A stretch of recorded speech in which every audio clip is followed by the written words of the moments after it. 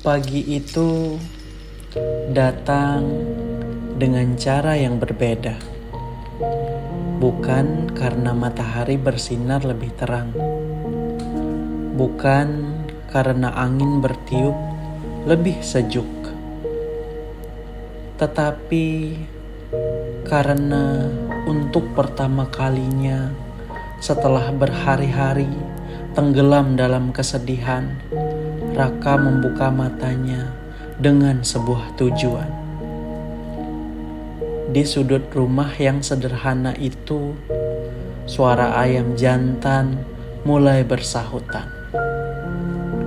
Cahaya matahari pagi menembus celah-celah dinding dan jatuh tepat di atas meja belajar yang beberapa minggu terakhir nyaris tidak tersentuh.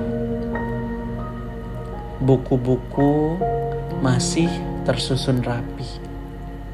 Pulpen masih tergeletak di tempat yang sama. Namun ada satu hal yang berbeda. Hari ini Raka kembali duduk di sana. Ia memandang buku matematika yang terbuka di hadapannya. Tangannya perlahan menyentuh halaman yang penuh rumus. Beberapa minggu lalu, melihat buku itu saja sudah membuat dadanya sesak. Karena buku itu mengingatkannya pada kegagalan. Mengingatkannya pada pengumuman beasiswa yang menghancurkan harapannya. Mengingatkannya pada malam-malam ketika ia menangis diam-diam karena merasa telah mengecewakan ayahnya. Tetapi pagi ini berbeda. Ia teringat kata-kata Arman beberapa malam lalu. Jangan berhenti bermimpi hanya karena jalan pertama tertutup. Raka menarik nafas panjang, lalu mulai membaca. 1 halaman, 2 halaman, 3 halaman. Perlahan-lahan semangat yang sempat padam mulai menyala kembali. Di dapur kecil, Dinda memperhatikan kakaknya dari kejauhan. Matanya berbinar. Sudah lama ia tidak melihat Raka belajar seperti itu. Biasanya setelah gagal beasiswa, Raka hanya duduk melamun atau memandangi halaman kosong. Kini ia kembali mencoret-coret buku, kembali menghitung soal, kembali menyerengitkan dahi ketika menemukan pertanyaan sulit. Dinda tersenyum sendiri. Ia lalu mengambil secari kertas dan beberapa pensil warna pendek yang sudah mulai habis. Dengan penuh semangat, ia mulai menulis sesuatu. Beberapa menit kemudian, ia berlari menuju meja belajar. "Kak," Raka menoleh. "Ada apa?" Dinda menyodorkan kertas itu. Di sana tertulis dengan huruf besar yang tidak terlalu rapi. Jadwal menuju beasiswa. Belajar pagi, belajar siang, belajar malam, jangan menyerah. Raka terdiam. Matanya mulai berkaca-kaca. "Ini apa?" Dinda tersenyum lebar.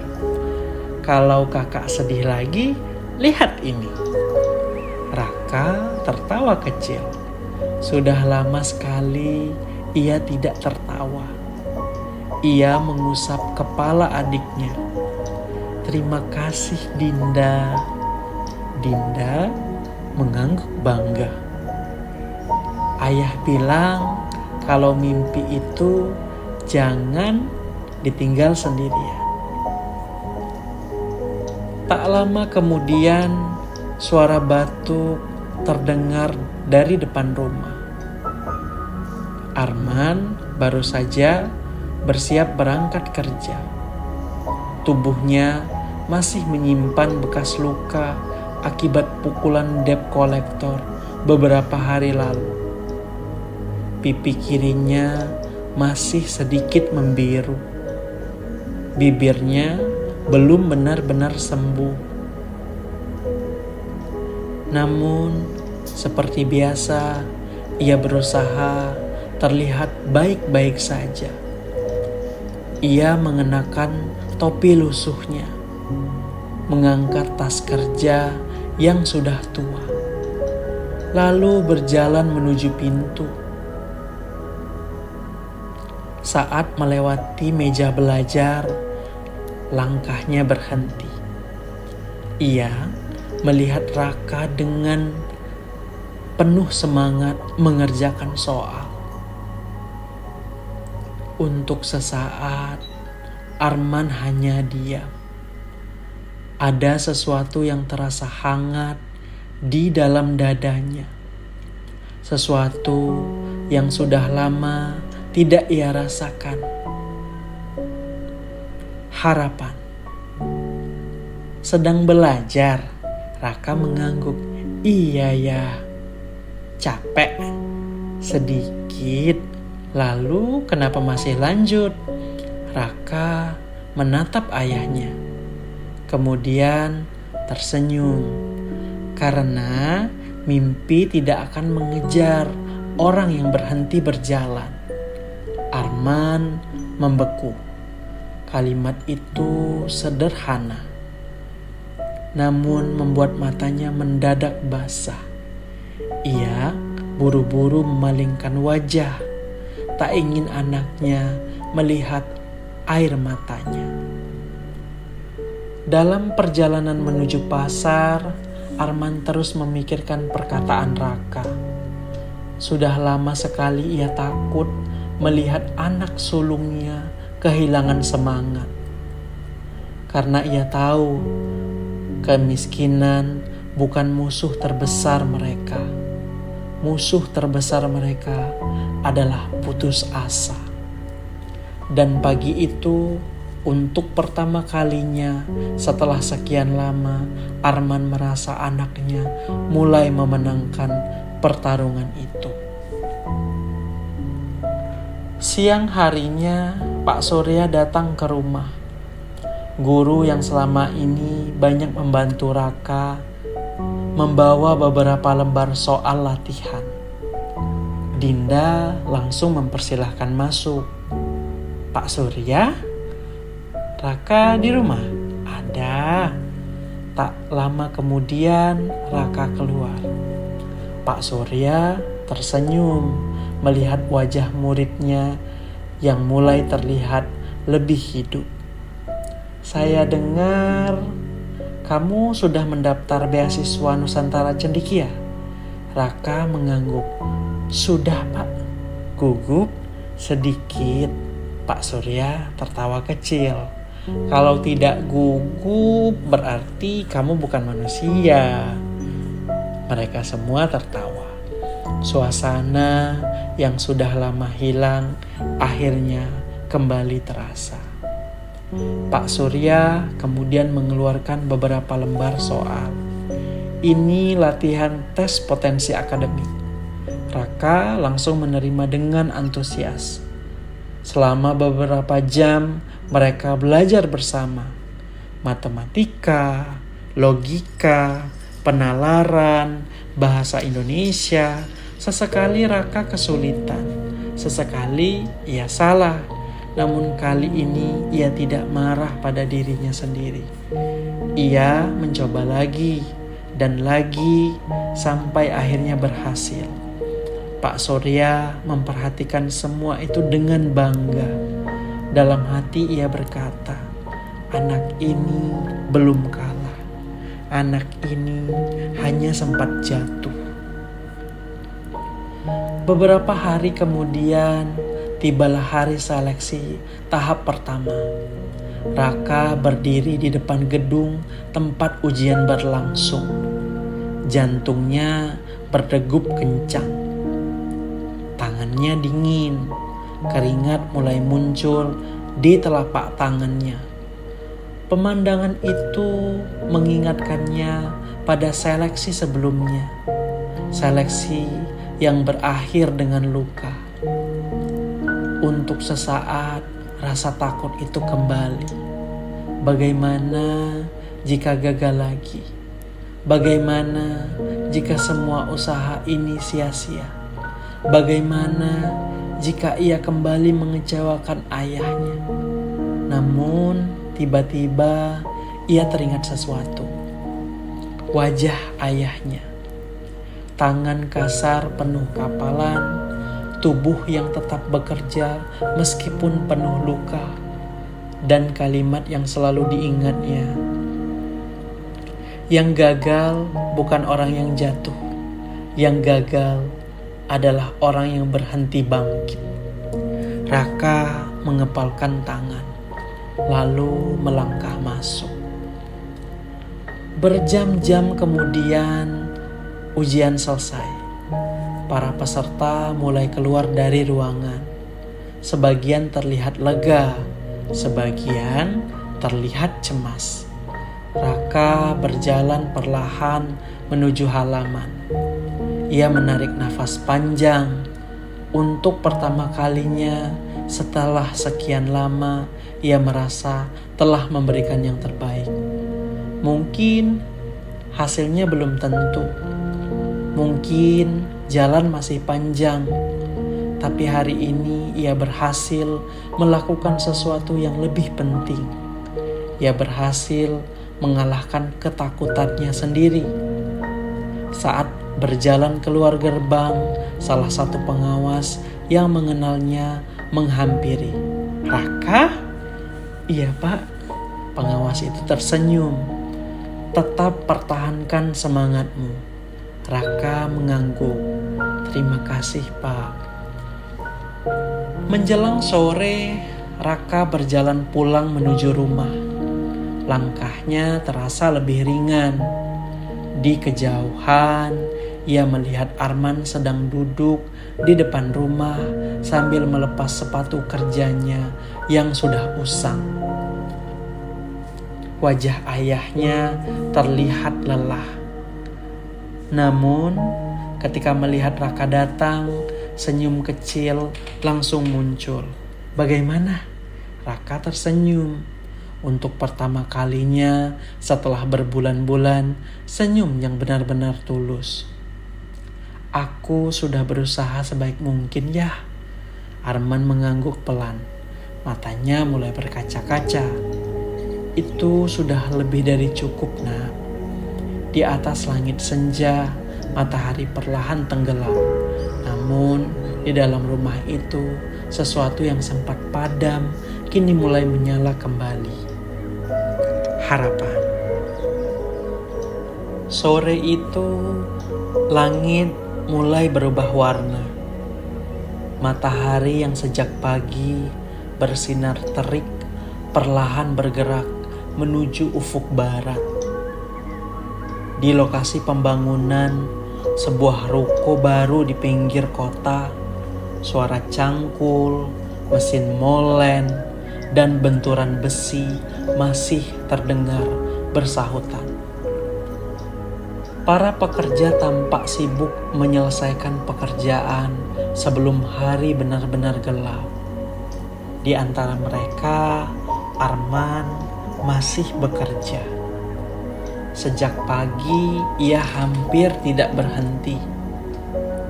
Tubuhnya yang belum pulih sepenuhnya dari pukulan debt kolektor beberapa hari lalu terus dipaksa bergerak.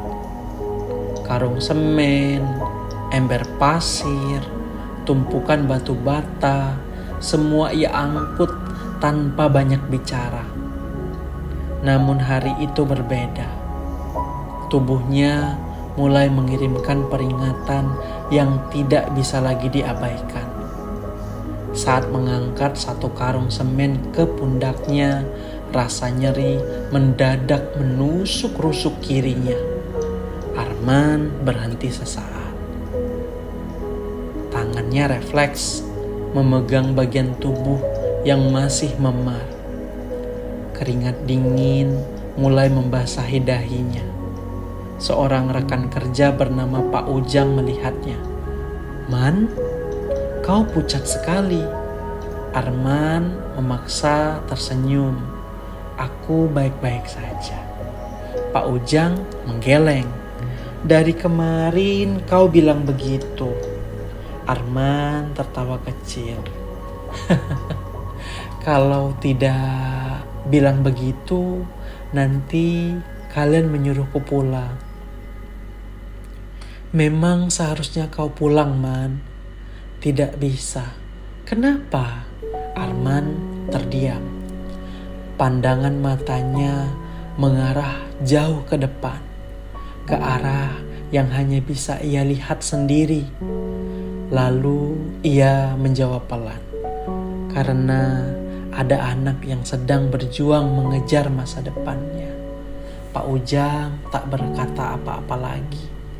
Ia tahu membantah Arman sama saja seperti mencoba menghentikan aliran sungai. Beberapa kilometer dari sana, Raka baru saja tiba di rumah. Hatinya masih terasa hangat karena menyelesaikan seleksi tahap pertama beasiswa. Dinda langsung menyambut di depan pintu. "Kak, gimana tesnya?" Raka tersenyum. "Lumayan, berarti bisa lolos." Aku nggak tahu. Kalau menurut Dinda pasti bisa." Raka tertawa kecil.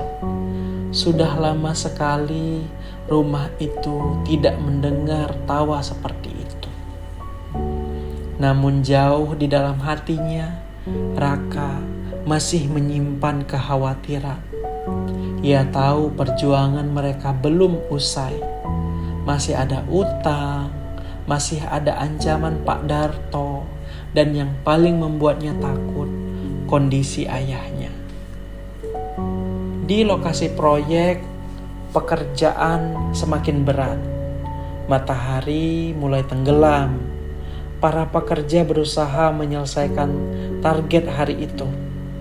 Arman kembali mengangkat karung semen. Namun kali ini langkahnya terasa lebih berat. Pandangannya mulai kabur. Suara-suara di sekitarnya terdengar samar, seolah datang dari tempat yang sangat jauh.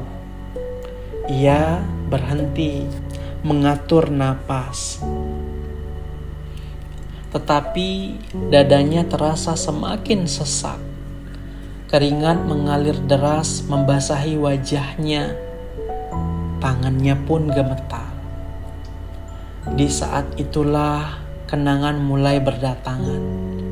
Ia melihat Raka kecil berusia 6 tahun. Anaknya itu duduk di lantai bambu sambil mengeja huruf demi huruf. A, B, C. Setiap berhasil membaca satu kata, Raka kecil akan berlari menghampirinya. "Ayah, aku bisa." Arman tersenyum dalam ingatan itu. Lalu muncul bayangan lain. Dinda yang baru lahir. Tubuh kecil yang dibungkus kain sederhana. Malam itu hujan turun sangat deras. Namun Arman merasa menjadi orang paling bahagia di dunia ketika pertama kali menggendong putrinya. Kemudian wajah Sulastri muncul. Hari ketika istri berpamitan pergi bekerja di luar negeri. Di terminal bus yang ramai, Sulastri menangis. Arman juga. tetapi mereka sama-sama berpura-pura kuat.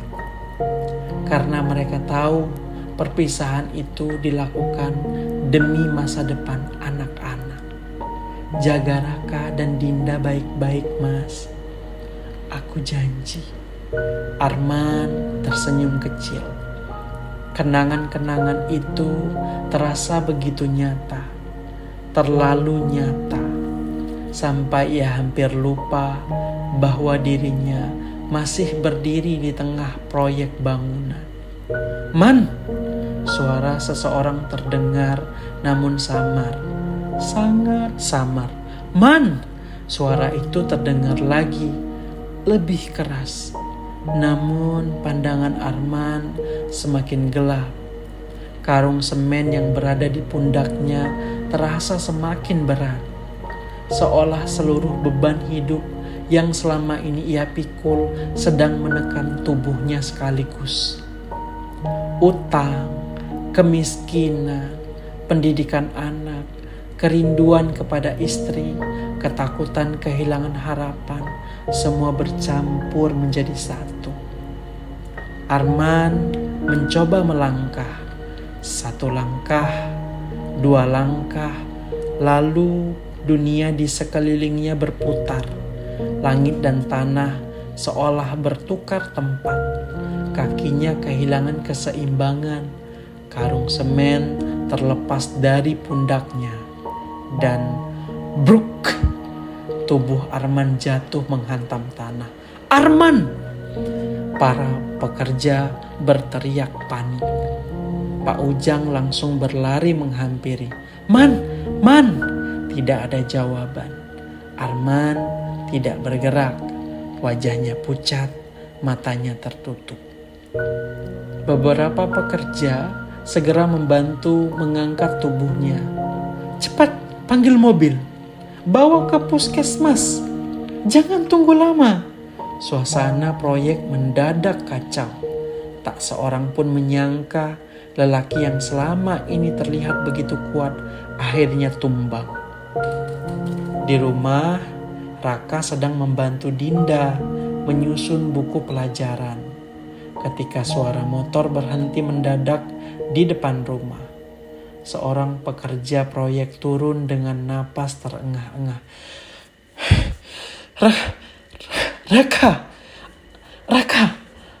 Raka langsung berdiri.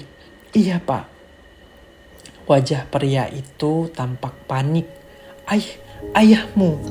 Jantung Raka langsung berdegup kencang.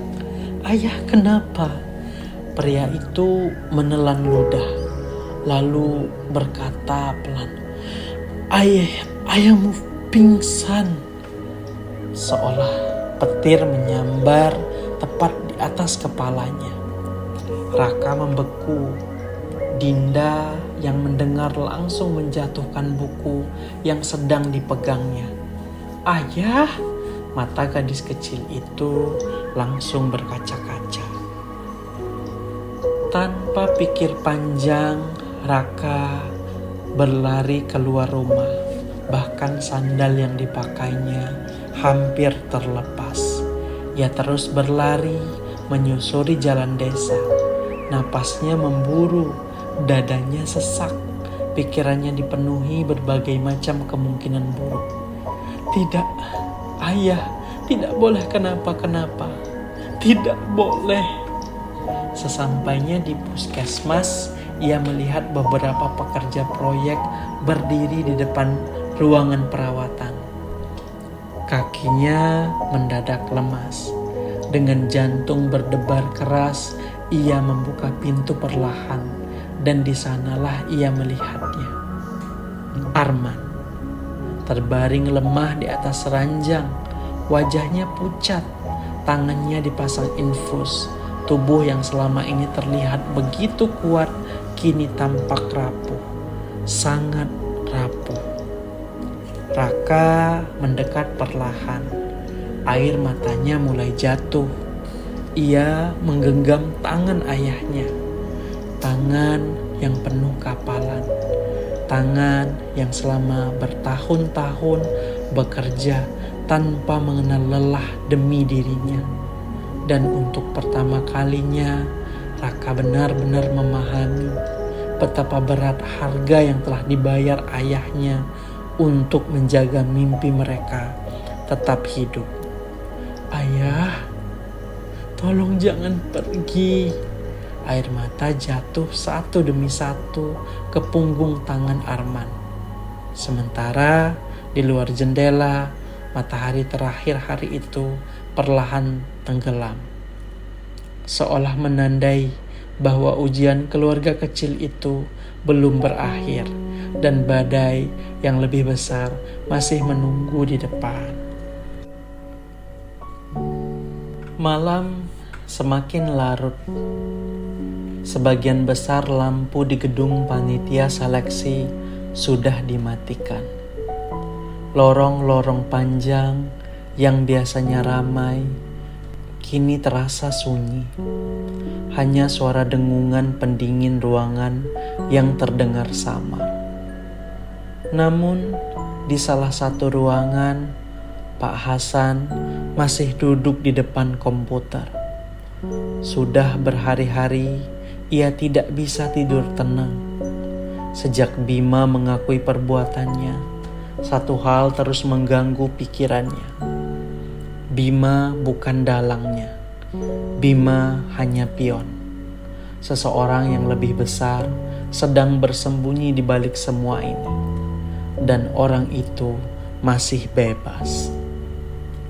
Di atas mejanya tergeletak map coklat berisi hasil pemeriksaan.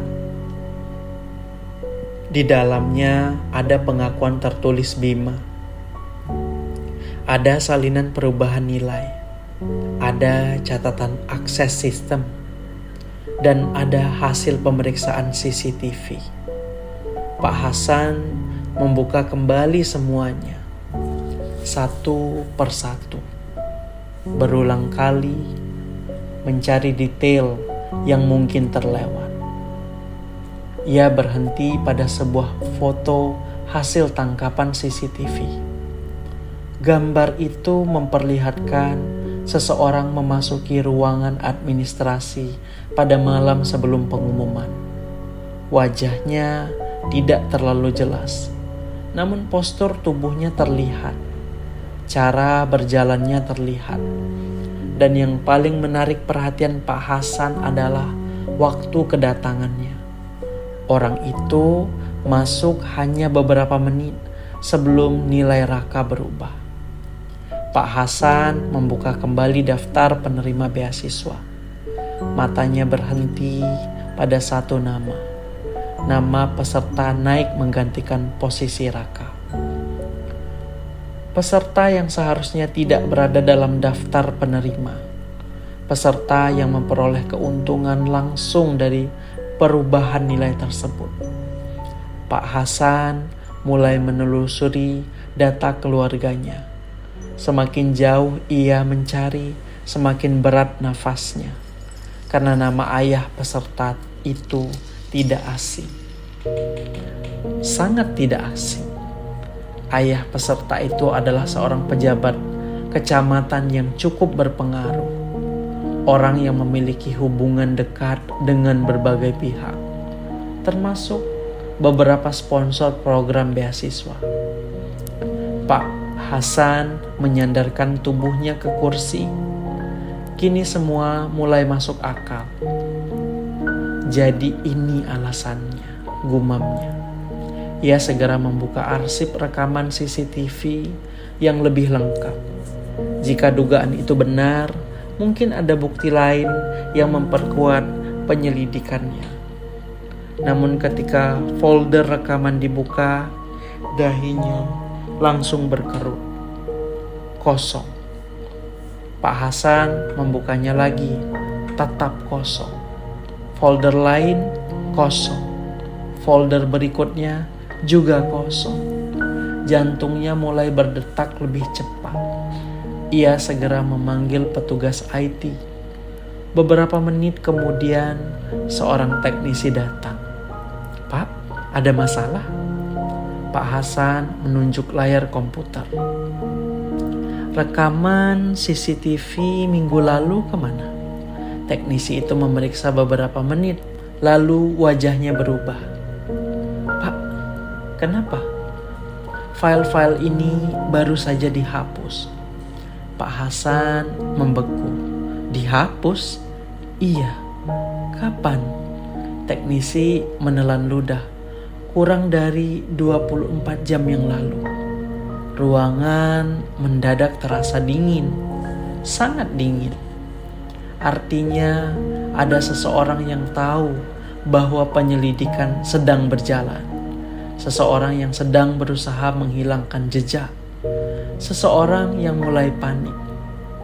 Pak Hasan mengepalkan tangannya. Untuk pertama kalinya sejak kasus ini dimulai, ia merasa bukan hanya sedang mencari kebenaran. Ia melawan seseorang yang memiliki kekuasaan. Malam itu ia pulang lebih larut dari biasanya. Namun sesampainya di rumah, sesuatu yang aneh menunggunya. Di teras rumah terdapat sebuah amplop putih tanpa nama pengirim. Pak Hasan menyerengit. Perlahan ia membukanya. Di dalam hanya ada secari kertas. Tidak ada tanda tangan, tidak ada identitas, hanya satu kalimat pendek. Kalau masih ingin hidup tenang, berhentilah mencari tahu. Tangan Pak Hasan langsung gemetar. Ia membaca ulang, sekali, 2 kali, 3 kali. Kalimat itu tetap sama, ancaman. Jelas sebuah ancaman. Istri yang melihat perubahan wajahnya segera mendekat. Ada apa? Pak Hasan buru-buru melipat kertas itu. Tidak apa-apa. Tapi malam itu ia tidak bisa tidur. Ia terus memikirkan Raka, anak yang telah kehilangan haknya. Anak yang bahkan tidak tahu bahwa dirinya sebenarnya berhasil. Ia juga memikirkan Arman, seorang ayah yang bekerja hingga tubuhnya hancur demi mimpi anaknya. Lalu ia teringat pengakuan Bima.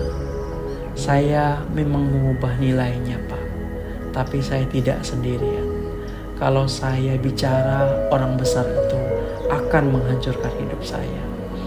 Saat itu Pak Hasan akhirnya mengerti.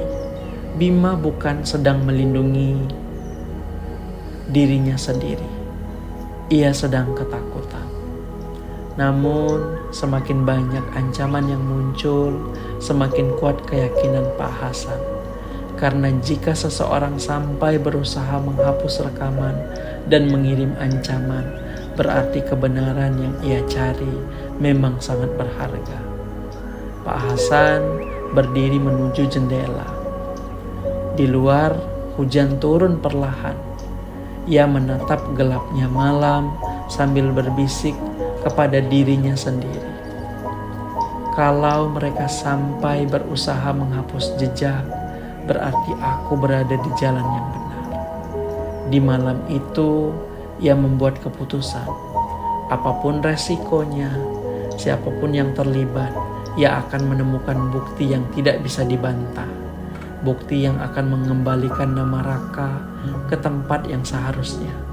Karena ia tahu, jejak boleh dihapus, rekaman boleh dimusnahkan, namun kebenaran tidak bisa dikubur selamanya. Malam itu hampir menunjukkan pukul 11. Kantor panitia seleksi sudah kosong. Seluruh lorong terlihat gelap dan sunyi. Namun Pak Hasan kembali datang. Bukan karena lembur, bukan karena pekerjaan, melainkan karena ia tidak bisa mengabaikan satu pertanyaan yang terus menghantuinya. Jika rekaman CCTV sudah dihapus, apakah masih ada bukti lain yang tersisa?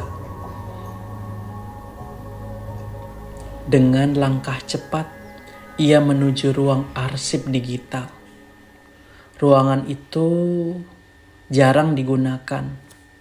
Bahkan sebagian besar panitia tidak tahu bahwa seluruh data seleksi sebenarnya memiliki sistem cadangan otomatis. Sistem yang dibuat untuk mengantisipasi kerusakan server utama. Pak Hasan sendiri hampir melupakannya. Namun, ancaman yang diterimanya malam sebelumnya membuatnya berpikir. Orang yang menghapus CCTV mungkin hanya fokus pada server utama. Mungkin. Jantungnya berdegup semakin kencang. Ia menyalakan komputer cadangan. Layar perlahan menyala. Folder demi folder mulai muncul. Ya Allah, gumamnya pelan. Tangannya sedikit gemetar saat membuka arsip hasil seleksi sebelum pengumuman resmi. File itu masih ada, tidak terhapus, tidak tersentuh. Pak Hasan segera mengklik dokumen tersebut. Layar memuat perlahan. Beberapa detik terasa seperti beberapa menit. Lalu daftar nama peserta muncul. Pak Hasan mulai membaca satu persatu. Matanya bergerak cepat. Baris demi baris, halaman demi halaman. Kemudian ia berhenti. Jantungnya seakan berhenti berdetak. Di layar komputer tertulis jelas Raka Ardiansyah. Nilai akademik 95. Nilai wawancara 93. Nilai kepemimpinan 94. Nilai akhir 94,2. Status lolos. Pak Hasan mematung. Selama beberapa detik, ia hanya menatap layar. Tidak bergerak, tidak berkedip. Karena semua dugaan yang selama ini ia simpan akhirnya terjawab. Raka tidak pernah gagal. Tidak pernah. Anak itu sebenarnya lolos. Bahkan bukan sekadar lolos. Nilainya masuk dalam kelompok tertinggi peserta seleksi. Pak Hasan perlahan duduk. Air matanya mulai menggenang. Ia teringat wajah Raka saat hasil seleksi mulai keluar. Ia teringat wajah Raka saat hari-hari ia mengikuti seleksi. Seragamnya sederhana. Sepatunya sudah usang. Map yang dibawanya terlihat berkali-kali dipakai. Namun matanya penuh semangat, penuh harapan. Lalu Pak Hasan teringat Arman, ayah yang rela bekerja siang dan malam. Ayah yang meminjam uang demi membiayai mimpi anaknya. Ayah yang bahkan sampai dipukuli karena utang tersebut. Dan tiba-tiba dadanya terasa sesak karena selama berminggu-minggu keluarga itu hidup dalam kesedihan yang sebenarnya tidak pernah seharusnya terjadi. Pak Hasan menutup matanya. Mereka mencuri masa depan seorang anak. Mereka mencuri pengorbanan seorang ayah. Suara printer mulai berdengung. Lembar demi lembar dokumen keluar. Pak Hasan mencetak semuanya. Nilai asli, riwayat perubahan data, log sistem, salinan cadangan, semua. Ia tahu satu hal, mulai malam ini kasus ini tidak lagi berdasarkan dugaan. Kini ia memiliki bukti. Bukti yang sah, bukti yang tidak bisa dibantah. Saat sedang menyusun dokumen, sebuah notifikasi muncul di layar komputer. Backup log access. Pak Hasan membukanya. Matanya kembali membesar. Ternyata server cadangan mencatat seluruh aktivitas perubahan data. Bahkan aktivitas yang telah dihapus dari server utama. Dan di sanalah ia mencari dan menemukan hal tersebut. Nama pengguna, waktu akses, alamat komputer, serta sebuah catatan persetujuan elektronik. Bukan milik Bima. Bukan. Ada akun lain. Akun dengan tingkat akses lebih tinggi. Seseorang yang memiliki wewenang mengubah hasil akhir seleksi. Pak Hasan membaca nama itu. Sekali, 2 kali, 3 kali. Wajahnya langsung pucat. Mustahil, bisiknya. Karena yang muncul adalah seseorang yang selama ini dikenal sebagai sosok terhormat. Seseorang yang tidak pernah dicurigai siapapun. Seseorang yang memiliki hubungan dekat dengan pejabat yang anaknya menerima beasiswa tersebut. Kini semuanya tersambung. Bima, perubahan nilai, CCTV yang hilang, ancaman anonim, nama peserta pengganti, semua mengarah ke orang yang sama. Pak Hasan bersandar ke kursinya. Jantungnya berdetak sangat keras. Untuk pertama kalinya ia mengetahui siapa Dalang sebenarnya. Dan fakta itu jauh lebih mengejutkan daripada yang ia bayangkan. Namun sebelum ia sempat berpikir lebih jauh, telepon genggamnya bergetar. Nomor tidak dikenal. Pak Hasan ragu beberapa saat, lalu mengangkatnya. Halo? Beberapa detik hanya terdengar suara nafas. Kemudian suara berat berbicara. Pak Hasan, kami dengar Bapak masih belum menyerah. Tubuh Pak Hasan langsung menegang. Suara itu melanjutkan. Ada beberapa hal yang lebih baik dibiarkan terkubur. Pak Hasan mengepalkan tangannya. Kebenaran tidak untuk dikubur. Hening beberapa saat. Lalu suara itu tertawa pelan. Kalau begitu, Bapak harus siap menerima akibatnya. Sambungan telepon terputus. Ruangan kembali sunyi. Namun kali ini Pak Hasan tidak merasa takut. Ia melihat tumpukan dokumen di hadapannya. Melihat nama Raka yang tertulis jelas dengan status lolos. Lalu ia memasukkan seluruh bukti ke dalam map, menguncinya rapat, dan berkata pelan kepada dirinya sendiri.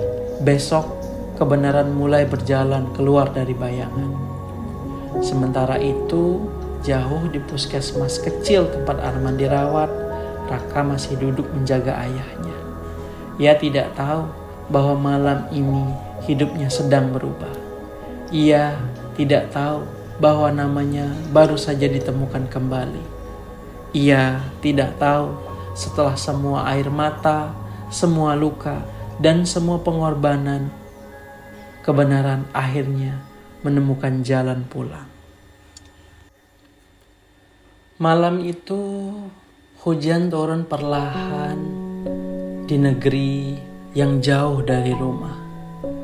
Butiran air membasahi jendela sebuah kamar kecil tempat Sulastri tinggal selama bertahun-tahun bekerja sebagai pekerja migran. Di atas meja sederhana, sebuah foto keluarga terletak di samping lampu di mejanya. Foto yang sudah mulai pudar. Foto yang sudah ia pandangi setiap malam. Di dalam foto itu ada Arman, ada Raka, ada Dinda yang masih balita, dan ada dirinya sendiri. Sulastri mengusap perlahan permukaan foto yang sudah kusam. Matanya mulai berkaca-kaca. Sudah terlalu lama ia hidup dengan kerinduan. Terlalu lama ia hanya bisa melihat anak-anaknya tumbuh melalui cerita dalam surat dan kabar yang datang sesekali. Terlalu lama ia menangis sendirian ketika rindu menyerang di tengah malam. Namun malam itu, untuk pertama kalinya setelah bertahun-tahun, ia membuat sebuah keputusan besar. Keputusan yang telah lama ia simpan di dalam hati. Beberapa hari sebelumnya, ia menerima kabar dari seorang tetangga yang berhasil menghubunginya. Kabar tentang Arman, tentang utang, tentang kerja siang dan malam, tentang tubuh yang akhirnya tumbang karena kelelahan, dan tentang Raka yang masih berjuang mengejar mimpinya. Sejak terdengar kabar itu, hati Sulastri tidak pernah tenang. Setiap kali menutup mata, yang muncul adalah bayangan Arman bekerja sendirian. Bayangan Raka yang berusaha kuat meski hatinya hancur. Bayangan Dinda yang tumbuh tanpa kehadiran seorang ibu. Malam itu, ia membuka lemari kecil di kamarnya. Satu persatu, ia mengeluarkan dokumen, paspor, kontrak kerja, surat-surat administrasi, map berisi tabungan yang selama bertahun-tahun ia kumpulkan sedikit demi sedikit. Tangannya gemetar, bukan karena takut, tetapi karena haru, karena setelah sekian lama menunggu, akhirnya saat itu tiba. Sulastri duduk di tepi ranjang, lalu menulis sebuah surat. Bukan surat biasa, melainkan surat yang selama ini ingin ia kirimkan. Mas Arman, maaf karena selama ini Mas harus memikul semuanya sendirian.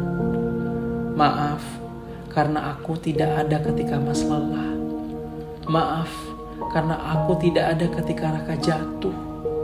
Maaf karena aku tidak ada ketika Dinda menangis. Aku tahu kata maaf tidak akan menghapus semua luka. Tapi aku ingin Mas tahu bahwa tidak pernah ada satu hari pun aku berhenti memikirkan kalian. Air matanya jatuh membasahi kertas. Namun ia terus menulis, Mas, aku akan pulang. Kalimat itu membuat tangisannya pecah. Bertahun-tahun ia memimpikan saat itu. Bertahun-tahun ia menghitung hari. Bertahun-tahun ia menahan rindu. Dan kini mimpi itu akhirnya berada di depan mata. Keesokan harinya, sebelum berangkat bekerja, Sulastri mendatangi kantor pengurusan kepulangan pekerja migran. Ia membawa seluruh dokumen yang diperlukan. Ruangan itu penuh orang. Sebagian ingin memperpanjang kontrak, sebagian sedang mengurus kepulangan. Namun, Sulastri hanya memiliki satu tujuan, pulang. Petugas memeriksa berkasnya satu persatu. Beberapa menit terasa seperti berjam-jam. Sulastri menggenggam tasnya erat, jantungnya berdebar. Akhirnya petugas mengangkat kepala. Semua berkas lengkap. Mata Sulastri langsung membesar. Benarkah? Petugas mengangguk. Proses kepulangan bisa segera dilakukan. Sulastri menutup mulutnya. Air mata langsung mengalir. Ia bahkan tidak peduli jika orang-orang di sekitarnya melihatnya menangis. Karena setelah sekian lama menunggu, akhirnya ada kepastian. Beberapa hari kemudian, sebuah tiket pesawat tercetak. Di situ tertulis nama Sulastri, tujuan Indonesia. Tangan Sulastri gemetar saat memandang tiket itu. Ia memandangnya lama, sangat lama, seolah takut semuanya hanya mimpi. Lalu ia tersenyum. Senyum yang selama bertahun-tahun tidak pernah muncul. Malam harinya sebelum tidur, ia kembali membuka foto keluarga mereka. Ia menatap wajah Arman, kemudian wajah Raka, lalu wajah Dinda. Dengan suara lirih ia berbisik, "Tunggu ibu sedikit lagi ya nak. Ibu sedang dalam perjalanan pulang." Sementara itu, ribuan kilometer jauhnya di puskesmas kecil tempat Arman dirawat, malam mulai larut. Arman sudah tertidur. Dinda tertidur di kursi. Raka masih duduk menjaga ayahnya. Ia belum tahu bahwa di tempat yang sangat jauh, ibunya sedang mengurus kepulangan. Ia belum tahu bahwa keluarganya akan segera lengkap kembali. Ia belum tahu bahwa harapan mulai berdatangan dari berbagai arah. Ia juga belum tahu bahwa Pak Hasan kini memegang bukti yang dapat mengubah seluruh hidupnya. Bukti bahwa namanya seharusnya berada di daftar penerima beasiswa. Malam itu untuk pertama kalinya setelah sekian lama, 3 cahaya harapan menyala bersama. Harapan dari seorang anak yang bangkit kembali, harapan dari seorang ayah yang masih bertahan, dan harapan dari seorang ibu yang akan segera pulang. Namun di balik itu semua, masih ada satu pertanyaan yang belum terjawab. Siapa dalang sebenarnya yang mencuri masa depan Raka? Dan apakah orang itu akan membiarkan kebenaran terungkap begitu saja?